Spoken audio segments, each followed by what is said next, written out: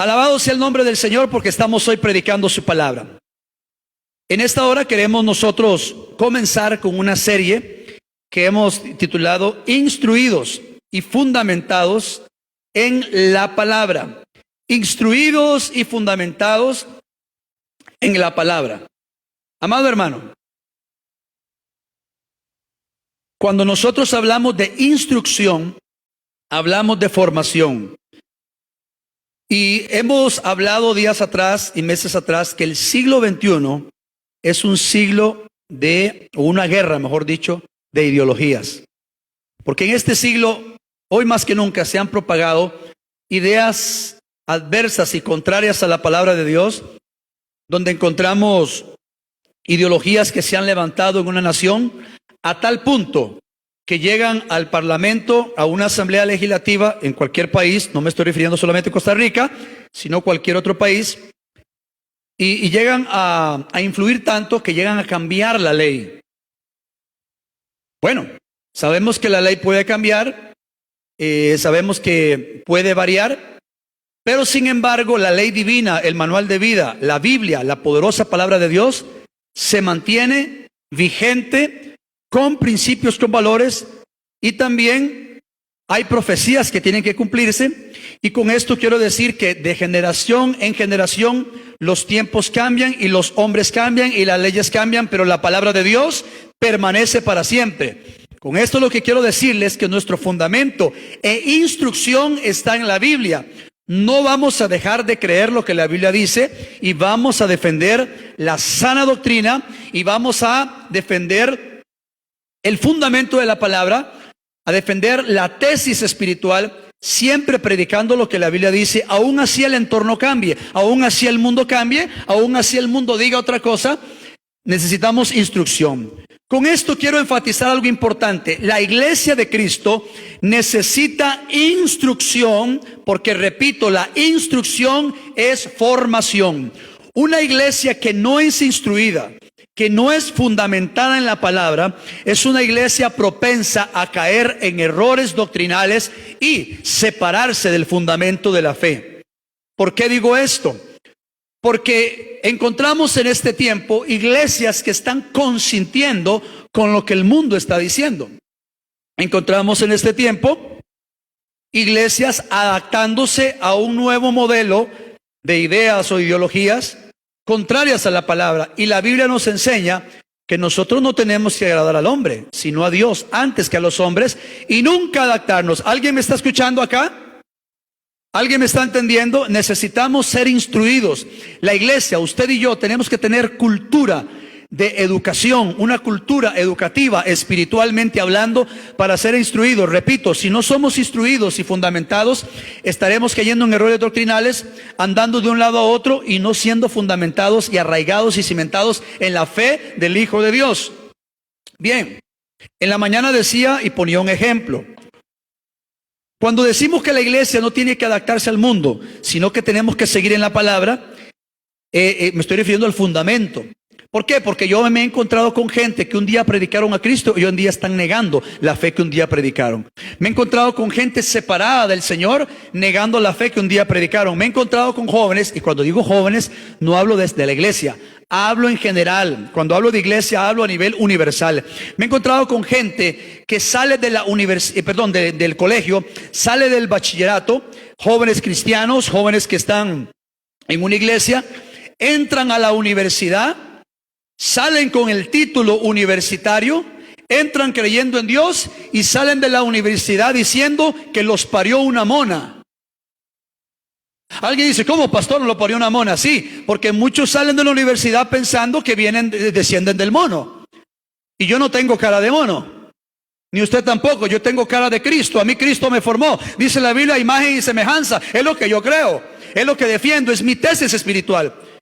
Pero algunos, por no tener fundamento e instrucción en la palabra y cultura de educación, entran a la universidad y terminan creyendo a un profesor de filosofía solamente en la teoría del darwinismo y todo lo que conlleva esto, el creacionismo y demás, y terminan hablando otras cosas que no están en la Biblia. Pero la pregunta es, ¿fueron cristianos? ¿Estuvieron creyendo en Dios y ahora no creen en Dios? ¿Qué fue lo que pasó ahí? Por eso es importante la instrucción y el fundamento de la palabra para no ser desviados por vientos doctrinales, ni por dogmas, ni estratagemas de hombres, ni mucho menos caer en una secta religiosa. Me he encontrado con gente, y ponía el ejemplo en la mañana de una persona. Estuve en una actividad, en un matrimonio una vez hace algún tiempo. Me encontré con un hermano que habíamos conocido de la fe. Y me acerqué y le dije: hermano, ¿cómo le va? ¿Cómo está? Qué gusto verlo. Y me presenté: yo soy fulano de tal. Hace un tiempo estuvimos juntos trabajando en la iglesia. Y me dijo él: mira, ahora estoy en otra iglesia. Y la iglesia, que me dijo el nombre, está considerada como una secta. Entonces yo vi que se desvió de aquel principio en el cual había creído. Me he encontrado con cristianos en el camino que terminan adaptándose al mundo y terminan adaptándose a lo que el mundo dice, todo porque están confundiendo el amor con la alcahuetería.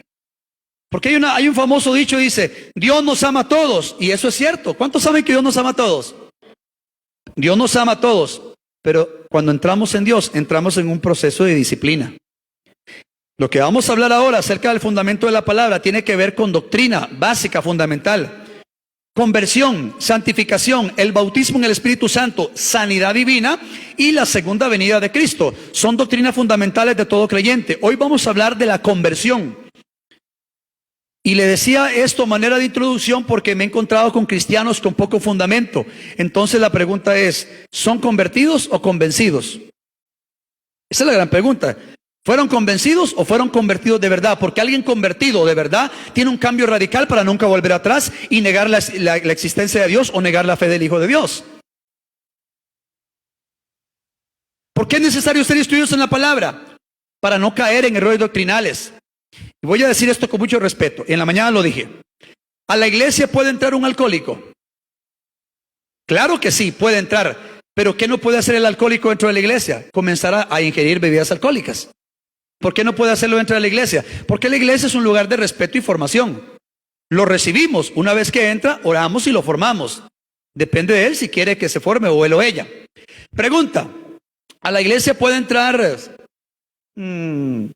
alguien que sea mal hablado? Lo que en Costa Rica se conoce como pachuco. En otros lugares será diferente, en otros países. Alguien que sea mal hablado, ¿vea que puede entrar?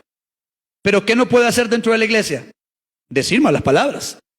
Porque la iglesia es un lugar de respeto y formación. ¿Estamos claros, sí o sí? Perfecto.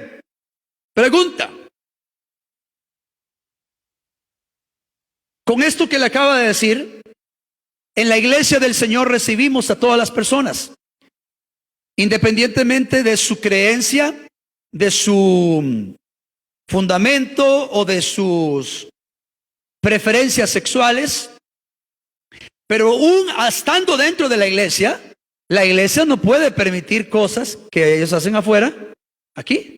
Porque una vez que entran por esa puerta, les amamos, les bendecimos, oramos, les instruimos. Pero no podemos permitir dentro de la iglesia, como es el caso del matrimonio, según la Biblia es hombre y una mujer, sí o sí. Dígame amén sin miedo. La ley ha cambiado. El código de familia ha cambiado. Y ahora se puede casar en Costa Rica un hombre y una mujer con una mujer. La ley civil dice eso. ¿Qué dice la ley de Dios? Se sigue manteniendo que es un hombre y una mujer. Nosotros seguimos creyendo y respetando eso. No tiene nada que ver con xenofobia ni homofobia. Porque aquí en la iglesia somos testigos y puedo testificar y decirlo con autoridad que hemos recibido a personas que son lesbianas, homosexuales, hemos orado, les hemos bendecido, les hemos abrazado literalmente hablando. Lo que no podemos permitir es que aprobar algo que ellos están diciendo. De acuerdo a la palabra, les instruimos y les formamos. Dependen de ellos si quieren seguir bajo la línea de formación o quieren seguir con la línea que ellos creen. Usted me dice: pastor, ¿por qué dice esto? Por lo siguiente: porque la Biblia es clara y es una. La Biblia no es hoy y mañana cambia. La Biblia nos enseña que el amor de Cristo está vigente. Aquí recibimos a todas las personas. Todos somos pecadores, todos somos imperfectos. Pero una vez entrando en la iglesia, entramos en un proceso que se llama cultura educativa espiritual, donde somos formados de acuerdo a la palabra y no podemos adaptarnos a lo que alguien piensa o cree solamente porque el mundo lo dice o solamente porque la ley lo dice. Repito, no tiene que ver con xenofobia ni homofobia. No, aquí amamos a todas las personas así como Cristo nos ha amado. Pero la diferencia es que una iglesia fundamentada en la palabra entra en un proceso de cultura educativa, de cultura espiritual, donde hemos sido formados. Es decir, usted y yo hemos venido a Cristo y tal vez veníamos con muchos pecados, con muchas cosas contrarias a la palabra de Dios, pero una vez entramos a la iglesia, vamos a la Biblia, comenzamos a ser instruidos, hay una instrucción, un fundamento, una regeneración para comenzar a caminar de acuerdo a lo que la Biblia dice.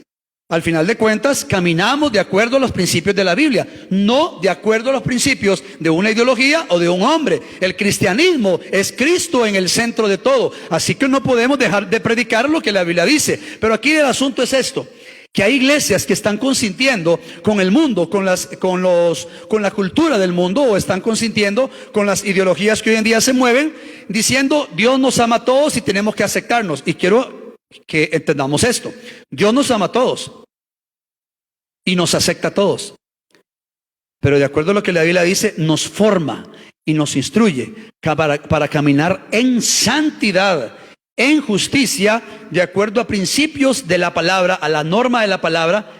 Entonces esto está claro: Dios nos ama a todos, pero va a respaldar a aquel que le obedece. Y estos ejemplos que yo acabo de poner no tienen nada que ver con hacer distinción de personas o en alguna manera discriminar a nadie, porque la iglesia de Cristo no discrimina a nadie. Aquí en nuestra iglesia, Centro Cristiano Eterna Alabanza, las puertas están abiertas para todos, pero eso sí, nos mantenemos de acuerdo al principio de la palabra y la persona decide si entra en el proceso de formación o si no entra, porque esto es voluntario. Esto es bajo el acuerdo de voluntades, esto es bajo el acuerdo de la autonomía de la voluntad, donde cada quien decide sí o no. Pero nosotros nos mantenemos en el principio de la palabra. Amado hermano y hermana, con esto quiero decirle: nunca la iglesia podrá adaptarse a un mundo que rechaza a Dios. Nunca la iglesia podrá adaptarse a un mundo que niega la existencia de los principios de Dios. La iglesia predicamos a Cristo, el fundamento de la palabra. Somos instruidos y formados porque la instrucción nos da formación. Como pastor estoy en el deber y en la obligación de instruirlo, no de acuerdo a lo que yo pienso, sino de acuerdo a lo que la Biblia dice. Y como creo en la Biblia, entonces le hablo de lo que he aprendido a través de la Biblia.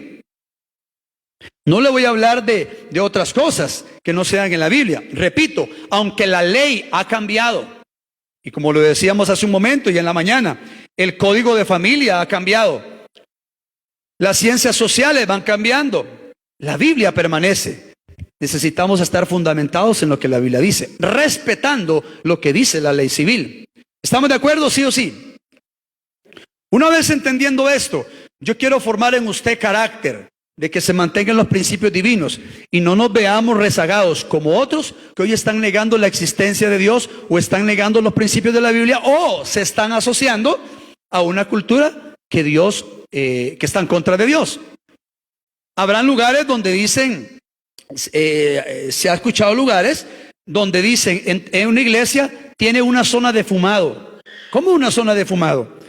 Sí, para la gente que tiene que fumar. De acuerdo a la Biblia, eso no calza en el cristianismo. Por eso le digo, aquí puede entrar una persona que fuma. Dentro de la iglesia no permite fumar, es un lugar de respeto, pero lo vamos a formar. No lo vamos a discriminar ni a señalar, lo vamos a formar con el amor que Cristo nos ha formado a todos y cada persona decide si quiere ser instruido o no. Repito, bajo la autonomía de la voluntad, cada quien decide lo que quiere hacer. Eso está clarísimo. Entonces, y yendo un poquito más allá, nos encontramos con iglesias que lejos de ser iglesia han llegado a ser club social. El club social donde predicamos cosas livianas, donde la gente puede caminar en pecado y no hay problema, no hay que decir nada, porque Cristo nos ama a todos y porque Cristo no nos rechaza. Y nos amparamos en el amor de Cristo para caer en alcahuetería. Ampararse en el amor de Cristo requiere formación. A ver, padres de familia, usted y yo que somos padres, ¿amamos a nuestros hijos? Claro que sí, pero el amor va de la mano con la disciplina. Entonces la pregunta es, cuando usted los disciplina, ya no los quiere. Por el contrario, los disciplina, los disciplina porque los ama. Entonces en la casa no podemos decir que el hijo haga lo que quiera. Ya tiene 18. Aunque tenga 40, 50 años, si vive dentro del núcleo familiar, tiene que sujetarse a los principios de la palabra, porque nosotros como creyentes tenemos límites. No hacemos lo que el mundo hace, no hacemos lo que otros dicen. Es que mi compañero lo hace, es que mi amigo de la U lo hace. Sí, como quiera decirlo, pero usted y yo como creyentes tenemos límites. Dios nos anhela, nos cela con celo santo, y de acuerdo a la Biblia nos llama a santificación, a sometimiento, a formación, a instrucción. Ahora sí, instrucción, repita conmigo, me da formación. Entonces, una iglesia que no es formada es una iglesia propensa a caer en doctrinas contrarias a la palabra de Dios. Si el papá o la mamá, el padre de familia, no instruye a su hijo, el hijo se va a perder en el mundo, se va a deformar. ¿Por qué? Porque la iglesia, ni la iglesia ni la escuela puede resucitar lo que en la casa se mata. En la casa inicia todo, la formación, la instrucción de los hijos. Hay que prepararlos, instruirlos para lo que viene. ¿Para qué? Porque la iglesia es un ente que ayuda a la formación, pero en casa comienza todo. Así como papá y mamá instruyen al hijo, al niño, a la niña, al joven, y le dan guianza espiritual, en la misma manera la iglesia es el ente que está puesto en la tierra para dar instrucción y para defender la sana doctrina. Cristo es en nosotros la esperanza de gloria. No podemos predicar otro mensaje y no podemos desviarnos de la instrucción que aquí está en la Biblia. Porque dice la Biblia, si alguno viene predicando otro evangelio que no sea el que Cristo ha dejado, sea anatema, caiga en maldición. Dice la Biblia, aún así, un ángel venga del cielo predicando este evangelio, no le crean. Hoy en día me encuentro iglesias predicando un evangelio que no es el de Cristo. Y se lo acaba de decir, asociándose al mundo, adaptándose al mundo, para no caer mal, para que el mundo no me rechace. No, Señor, el mundo nos va a rechazar cuando prediquemos a Cristo. Rechazaron a Cristo, rechazaron a los apóstoles, no sabían que estaban crucificando al Hijo de Dios. No podemos negar la existencia de Dios, no podemos negar la existencia del sacrificio. Tenemos que seguir predicando a Cristo. Eso se llama fundamento. No podemos retroceder, no podemos caer en esa pandemia espiritual donde la gente se olvida de Dios, donde la gente tiene un cristianismo barato, light, donde la gente se ha acomodado a sus intereses. Eso, hermano, no es tener fundamento. Una iglesia sin fundamento es una iglesia pasiva que cae en derrota. Recuerde algo, una iglesia que está siendo formada es una iglesia empoderada, una iglesia entendida en los tiempos. Los tiempos que estamos viviendo están en la Biblia, en los códigos del reino, los secretos muy guardados están en la Biblia. Y tenemos que conocerlos, hermano. No podemos vacilar en este siglo XXI. Necesitamos tomar parte activa, porque dice la Biblia que la iglesia es columna y baluarte de la verdad. La iglesia no es un ente cualquiera. La iglesia es columna, la que representa a Cristo en la tierra. Usted es un embajador del cielo aquí en la tierra. Usted representa la autoridad de Cristo. Usted representa el sello de Cristo. Usted representa el amor, la gracia y el favor de Dios aquí en la tierra, porque a través suyo, sobre usted va a fluir la gloria de Dios. Pero necesitamos estar arraigados y cimentados en el fundamento, en la fe del Hijo de Dios, el que se entregó por usted y por mí. No podemos, hermano, echar para atrás. No podemos ser pasivos. No podemos caer, hermano, en la derrota, en la miseria, en la pasividad. Cuando el mundo está avanzando con sus ideas, nosotros como ente de Dios en esta tierra necesitamos propagar la verdad a través de lo que estamos predicando. No tiene que ver con proselitismo, no tiene que ver con emoción, no tiene que ver con división, no tiene que ver con nada, hermano, que nos divida. Tiene que ver con amor de Cristo, con formación, con instrucción divina. Entonces es necesario ser instruidos y fundamentados en la palabra, en la fe. Y precisamente, iglesia, escuche bien, las doctrinas que vamos a estudiar en estos domingos, porque son varios domingos que vamos a estar estudiando, doctrinas básicas, fundamentales para usted y para mí en nuestra experiencia de fe en el cristianismo.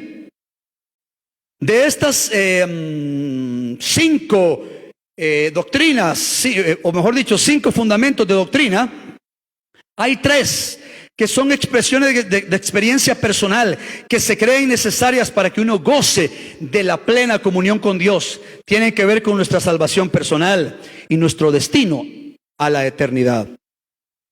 También tratan el problema del pecado, nuestra liberación de ello y nuestro progreso y crecimiento espiritual como hijos de Dios. Comenzamos hablando de la conversión. Para algunas personas pueden pensar que la conversión es algo que ya no tienen que estudiar. Algunos pueden decir, pero yo me convertí hace 20, 30 años, yo ya sé lo que es la conversión. Escuche bien, los principios de la palabra no son para ciertos años, son para todos los tiempos. El Salmo 23 no solo aplica cuando me convertí, aplica para hoy, para mañana y para siempre.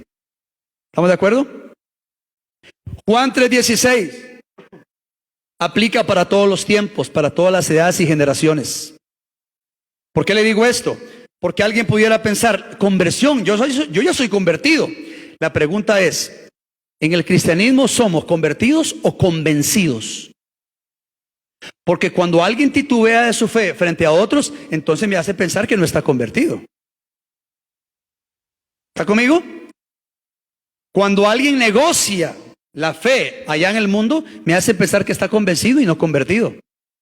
Cuando damos un mal testimonio afuera y no proyectamos a Cristo, me hace pensar que estamos convencidos y no convertidos. Porque alguien convertido tiene un cambio radical. Porque un nuevo nacimiento significa cambio de mente, cambio de actitud, un cambio radical, un acto de la gracia libre de Dios.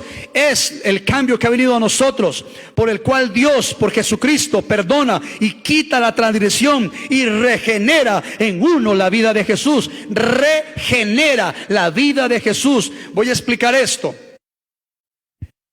Cuando Adán y Eva disfrutaban de la plenitud de Dios, que no había pecado, tenían acceso libre. Dios les hablaba claramente a ellos. Una vez que entró el pecado, ¿qué pasó? Hubo una separación espiritualmente hablando. Hubo una muerte espiritual cuando entró el pecado.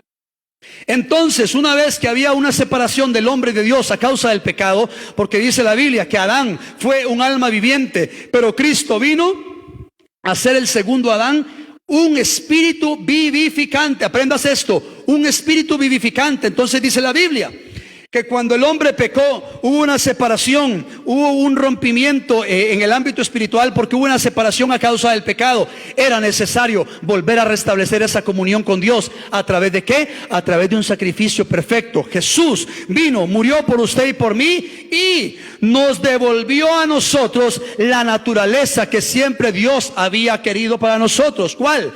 La naturaleza divina. Hubo una restitución, una regeneración del nuevo Edén, mejor dicho. Hablando espiritualmente, nos fuimos restituidos al Edén espiritual. Ese Edén del cual el hombre y la mujer fueron echados, fueron corridos de ahí, dice, tienen que salir de ese lugar. Espiritualmente hablando, Dios nos devuelve ese Edén espiritual a través de la conversión, que repito, es el nuevo nacimiento. Esto que le estoy hablando, algunos pueden ya saberlo, mas aquí no se trata de saber, se trata de aplicar. La vida cristiana no consiste en hacer, sino en ser verdaderamente el hombre y la mujer que Dios quiere que seamos. La vida cristiana no consiste en que lo sabemos todo, consiste en que día con día tenemos que aprender las verdades de la palabra. Lo he dicho y lo voy a repetir. Cuando alguien piensa que todo lo sabe, o cuando alguien cree que ya llegó a un límite, es hora de un rompimiento. ¿Por qué? Porque la gloria de Dios no tiene límites. Cuando alguien cree que todo lo sabe, es hora de un rompimiento para que entienda la plenitud de la abundancia, la plenitud de la gracia. Porque repito, la gloria de Dios no tiene límite. Siempre hay algo nuevo que aprender. Nunca podemos dejar de conocer a Dios, porque su gloria es inigualable, es grande, su grandeza es sobrenatural. Entonces repito, la conversión no es que yo lo hice hace 20, 30 años. La conversión aplica para este tiempo, porque si usted y yo no estamos caminando de acuerdo a la palabra, entonces ¿qué quiere decir? Que no estamos verdaderamente convertidos, sino convencidos. Alguien convertido es alguien que está en movimiento, alguien que está examinando su vida. Bueno, vayamos a la palabra. Juan capítulo 3, versículo 3. Un versículo muy conocido por todos nosotros, donde habla de un hombre llamado Nicodemo, que era uno de los fariseos. Juan capítulo 3, versículo 3 dice: respondiendo Jesús le dijo, de cierto te digo, que si no naciere de nuevo, no puede ver el reino de Dios. Por supuesto que Jesús le estaba explicando esto a Nicodemo y Nicodemo no entendía. Interesantemente, Nicodemo le dice: sabemos que has venido de Dios. Y le dice Nicodemo: pero ¿cómo el hombre puede volver a entrar en el vientre de su madre? No entendía la revelación que Jesús le estaba diciendo. Él estaba pensando con su forma terrenal, con su mente de acuerdo en el plano humano. ¿Cómo puede entrar un hombre en el vientre de su madre? No se trata de eso. Se trata de que Jesús le estaba dando una revelación. Si no nacieres de nuevo, no puedes ver el reino de Dios. Repito, hermano, si nosotros somos convertidos, hemos nacido de nuevo, y alguien que nace de nuevo constantemente se está regenerando. ¿Por qué? Porque mientras estemos en este mundo vamos a ser afectados con pruebas, luchas, temores, ansiedades, tentaciones, debilidades, pero tenemos acceso al Padre de acuerdo a nuestra conversión, porque cuando nos convertimos nos fue dada naturaleza divina y fuimos constituidos hijos de Dios, por lo cual me da acceso de que si me equivoco y peco, tengo acceso delante de Dios para pedirle: Señor, perdón, renuévame, santifícame, purifícame, porque ese es el proceso de la conversión. Somos convertidos, sí, pero no dejamos de aprender en el proceso de avance que se llama santificación. Entonces no quiere decir: ya me convertí y ya estoy tranquilo, no trabajo en mi vida. No, Señor, si estamos convertidos es cuando más tenemos que trabajar en nuestra fe, alimentando de la palabra. Vayamos por favor a Hechos capítulo 3 versículo 19. Hechos 3:19. Anótelo, apúntelo, lo lee en la pantalla, los hermanos que están de manera virtual. 3:19 de Hechos dice: así que arrepentíos y convertíos para que sean borrados, ¿qué? Vuestros pecados, para que vengan de la presencia del Señor tiempo de refrigerio. ¿Cuándo hay tiempo de refrigerio? Cuando alguien se arrepiente. Un cristiano puede tener 30 años de convertido, que si vive en pecado no está regenerado, está viviendo una religiosidad, está viviendo en apatía, está viviendo en estancamiento, y si no hay arrepentimiento no puede ver la gloria de Dios, no puede ver el cielo abierto. Dios quiere de usted y de mí que si realmente estamos convertidos tengamos una actitud de sometimiento constante. Amado hermano y hermana, es un paso de fe que tiene que ser firme, porque sobre ello descansan todas las demás experiencias y relaciones que uno puede tener con Dios. Esto trata de todos los pecados cometidos contra la ley de Dios. Vea qué interesante, y escuche esto con detenimiento. La conversión es la transformación en la naturaleza humana y la restauración de la imagen de Dios en el hombre. Cuando nos convertimos al Señor, nuestra imagen es restaurada.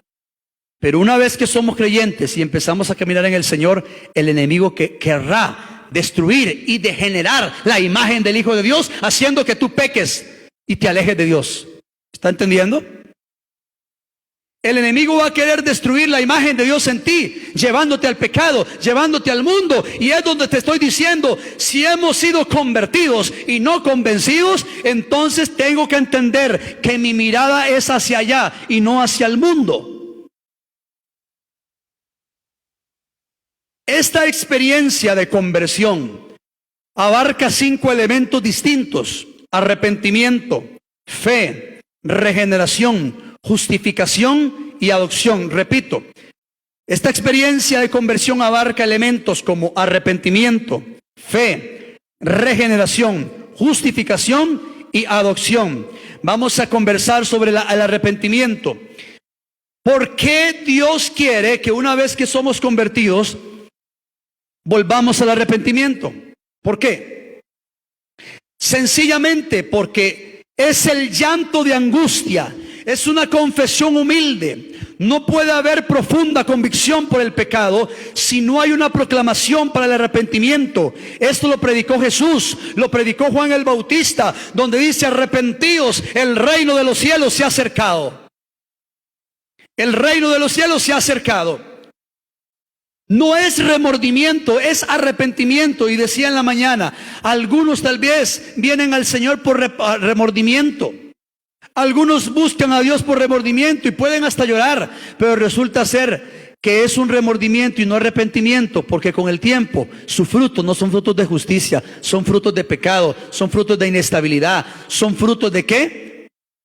De desagrado a Dios, no honran a Dios. Entonces, por esto te hablo, ¿estamos convertidos o convencidos?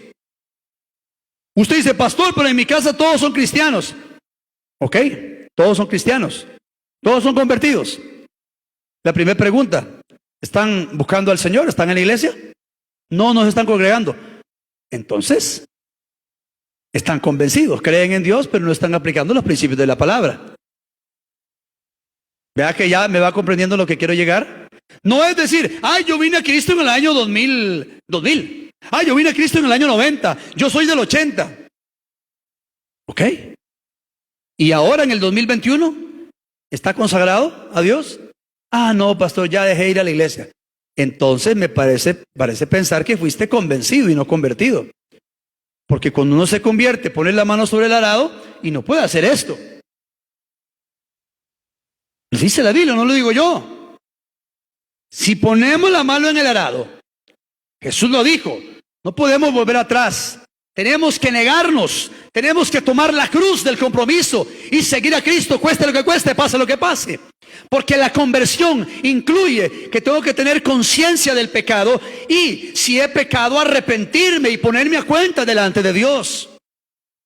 No es caer en una falsa doctrina de decir, ah, Dios me perdona y Dios conoce mi debilidad. Sí, Dios conoce tu debilidad, pero también Dios quiere conocer tu proceso de formación. Y hay gente que no le gusta someterse al proceso de formación. Yo pregunto, hermano, de 7 días a la semana, solo un día pedimos que vengan a la iglesia. Y sobre todo ahora en esta pandemia.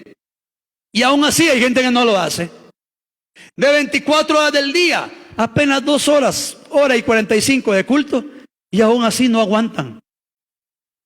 Entonces encontramos a una iglesia liviana que se está adaptando al mundo. Pero la Biblia me enseña que necesitamos un llamado al arrepentimiento, un llamado a la angustia. Y en la mañana recomendé algo que quiero recomendarle a usted. En el internet hay una excelente enseñanza de un hombre de Dios que se llama David Wilkerson.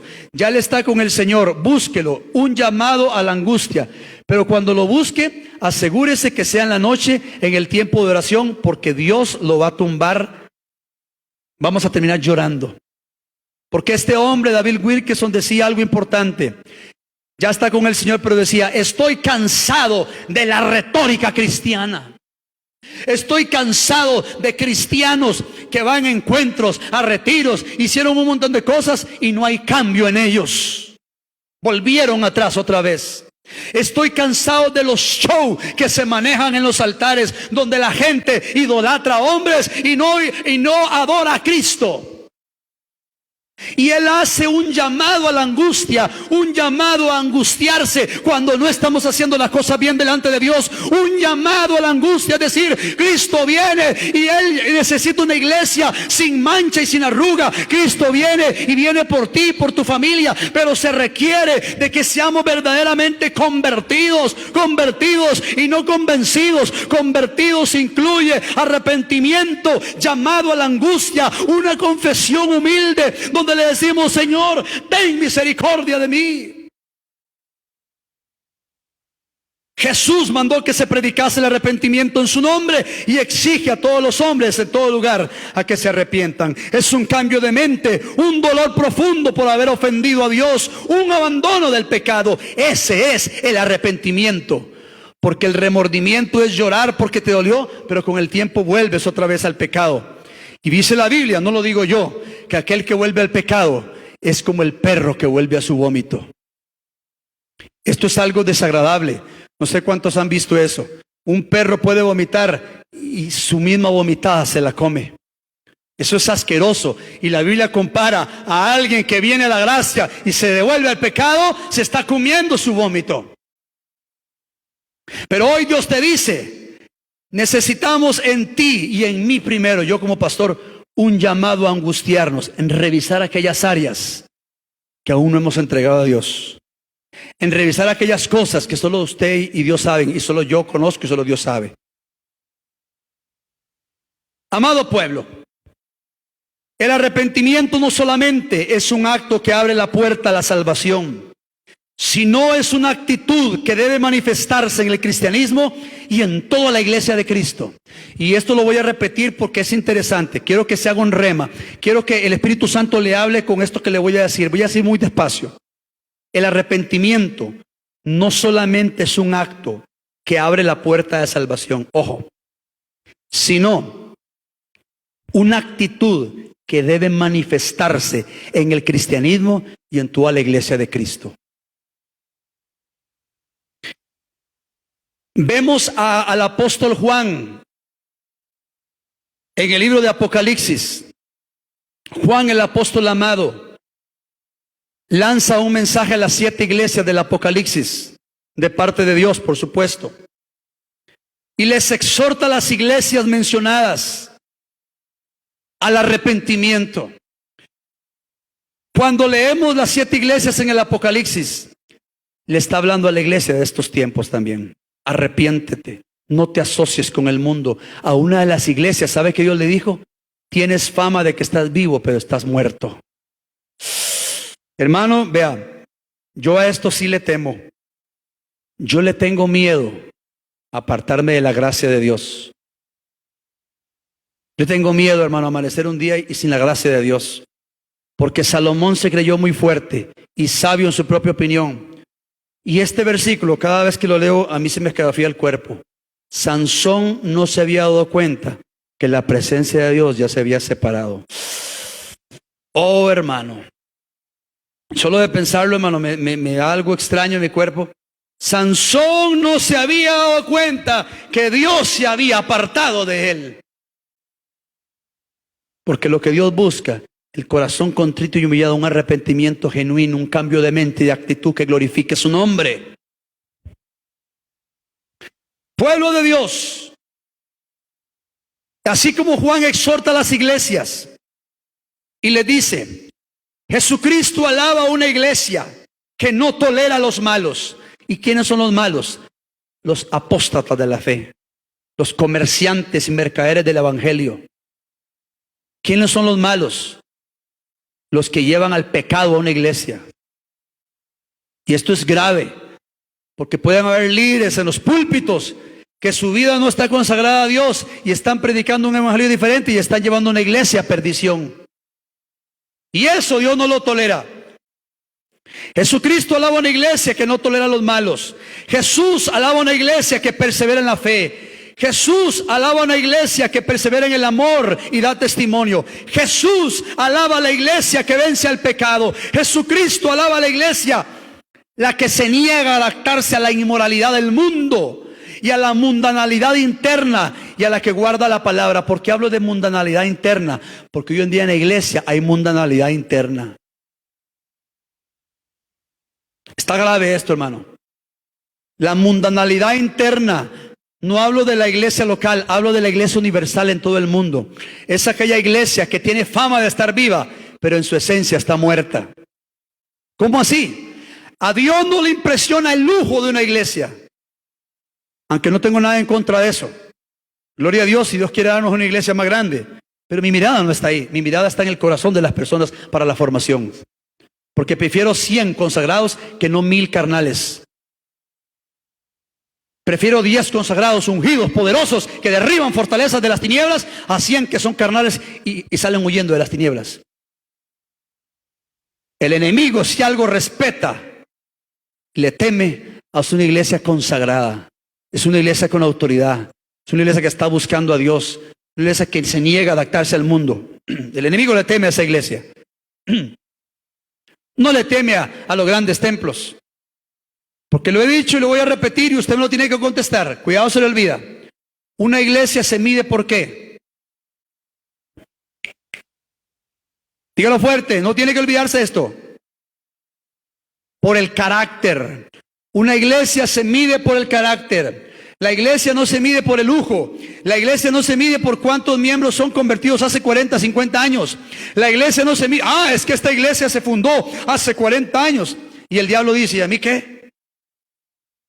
Pero donde encuentra un cristiano lleno de la unción de Dios, a eso sí le teme.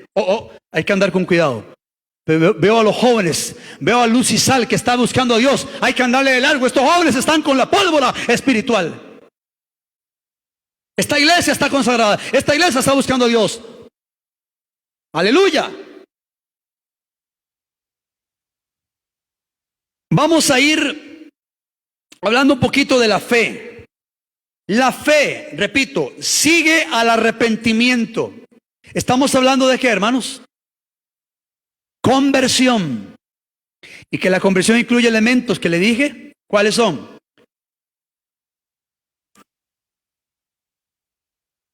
Elementos como arrepentimiento, fe, regeneración, justificación y adopción. Después de hablar del arrepentimiento, hablo de la fe. La fe sigue el arrepentimiento como la fruta sigue la flor. El arrepentimiento sin fe no funciona. La fe es vital, determinante, ya que conduce al alma arrepentida a Dios, primero para recibir perdón y luego para apropiarse de los recursos espirituales. Ejemplos de fe. Mateo 15:28, por favor, si es tan amable. Mateo 15:28. Dios quiere que en nuestra conversión tengamos un llamado a siempre traer cambios a través del arrepentimiento, pero también quiere que nuestra fe esté siendo activa, alimentada por su presencia, por su palabra, para tener fe en el momento de la prueba o cuando el Hijo de Dios venga a buscarnos, tengamos fe. Pero vemos en 15:28 de Mateo, la mujer cananea, la fe de la mujer cananea. Entonces respondiendo Jesús dijo: oh mujer, grande es tu fe, hágase contigo como quieres. Y su hija fue sanada desde aquella hora. El contexto dice que la mamá estaba preocupada porque su hija la atormentaba un espíritu inmundo. Y le decía: Señor, sana a mi hija. Y la mujer tenía tanta fe que Jesús le dijo: grande es tu fe. Y es lo que Jesús requiere de la iglesia, una fe auténtica, genuina, no basada en la emoción. La fe genuina está basada en la palabra, en la verdad de la palabra y no en mi verdad. Quiero hacer un paréntesis en esto acerca de la fe. A través de esta situación que estamos viviendo a nivel mundial de la pandemia, hay una realidad, ¿verdad que sí? ¿Cuál es la realidad? Se está muriendo gente. ¿Cuál es la realidad? Que mucha gente se está contagiando. Pero ¿cuál es la verdad que creemos? El que habita el abrigo del Altísimo morará bajo la sombra del Omnipotente. Hay una realidad a nivel de la economía en el mundo. La economía está sufriendo los embates de muchas cosas. La economía del mundo, no solamente del país. Pero ¿qué dice la Biblia? ¿Cuál es la verdad? La verdad es Jehová Jireh. La realidad del mundo, ¿cuál es? Muchos están perdiendo en su pecado. La verdad que creemos, la gracia, está abundando para alcanzar a muchos. Cuando hablamos de fe, no tenemos que caer en el fatalismo. ¿Qué va a pasar? Y esto y lo otro. Hermano, lo que va a pasar es lo que la Biblia dice. En el mundo tendréis aflicción. Confiado, yo ya vencí. Y lo voy a repetir como dije en el culto de la mañana. Si en algún momento a alguien le da COVID, ¿qué pasa? No pasa nada. Para el cristiano no. El cristiano se cuida. Por encima de eso confía en Dios y se puede sanar. Y seguimos caminando. Y si alguien tiene que partir, tampoco es el problema. Porque si nos vamos de aquí, ¿para dónde vamos? Entonces, ¿cuál es el miedo? Entonces, ¿cuál es el fatalismo?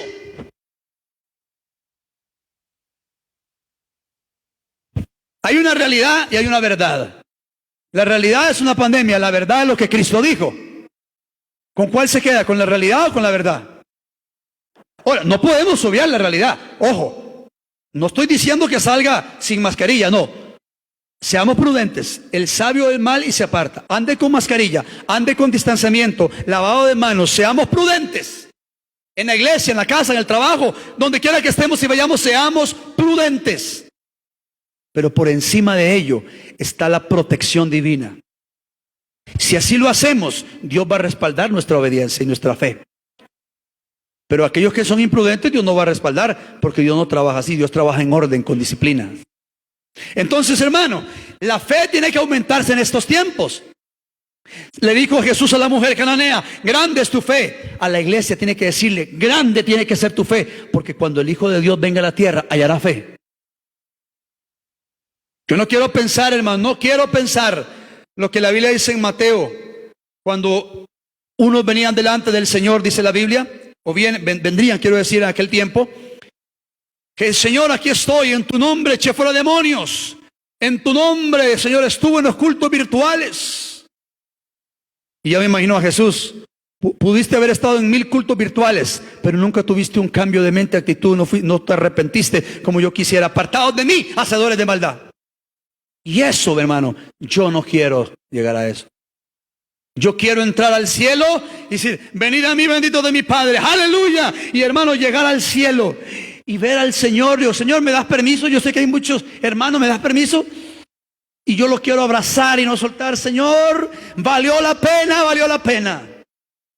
Lo veremos cara a cara. Que muchos se burlan, no importa que se burlen. Yo sigo creyendo en lo que mi corazón ha pasado. Un cambio radical. Y vamos a ir terminando con esto, porque el domingo siguiente seguimos hablando de la serie Instruidos y Fundamentados en la Palabra. La fe no solamente de la mujer cananea, sino la fe del centurión. Mateo 8, 5 al 8. La Biblia nos habla del centurión que tuvo una fe determinante, la cual Dios demanda de usted y de mí. Mateo capítulo 8, ¿lo tiene? Anótelo, 8, versículos 5 al 8, o leamos de la pantalla. Capítulo 8 de Mateo, versículos 5 al 8. ¿Qué dice? Entrando Jesús en Capernaum, vino a él un centurión rogándole y diciéndole, Señor, mi criado está postrado en casa, paralítico, gravemente atormentado. Y Jesús le dijo, yo iré y le sanaré. El centurión responde y le dijo, Señor, no soy digno de que entre bajo mi techo, solamente di la palabra y mi criado sanará. Leamos el versículo 10 de capítulo 8. Versículo 10. Al oírlo Jesús se maravilló y dijo a los que le seguían, de cierto os digo que ni aún en Israel he hallado tanta fe. Ni aún dentro del pueblo había escuchado tanta fe como el centurión. Solamente di la palabra, y al ser convertidos al Señor, no solamente hay arrepentimiento si hemos fallado, sino una fe genuina que cree hasta el final. ¿Cristo viene? ¿Cree usted que Cristo viene? Hay que mantener esa fe hasta el final. Él viene y le estoy esperando. Que esa fe no decaiga, que esa fe no te la robe el mundo, que el mundo no te meta ideas contrarias de que eso es mentira, de que no existe. No, mi fe se aumenta en tiempos difíciles, mi fe se aumenta en el 2021. Cristo viene, lo estoy esperando. Lo estoy esperando. Leamos un ejemplo más de fe. El ciego Bartimeo. Un ejemplo más de fe, el ciego Bartimeo. Marcos capítulo 10. Vamos, por favor. Marcos capítulo 10, versículo 46 y 47. El ciego Bartimeo. Marcos 10, 46, 47. Entonces vinieron a Jericó, y al salir de Jericó, él y sus discípulos y una gran multitud, Bartimeo el ciego, hijo de Timeo, estaba sentado junto al camino mendigando. Y oyendo que era Jesús Nazareno, ¿qué comenzó a hacer? Aquí hay algo importante. Bartimeo, cuando era ciego, pero escuchó que Jesús venía, él no se quedó pasivo, como mucha iglesia se queda pasiva esperando el milagro. Dios quiere una activación. Él se levanta y le dice, Jesús, Jesús, hijo de David, y le grita, ten misericordia. Y toda la gente le reprendía, cállese, cállese, y la gente lo callaba, y él gritaba más, Jesús, gritaba, daba voces grandes diciéndole, ten misericordia. Versículo 52. Estamos en Marcos 10, Vamos al versículo 52.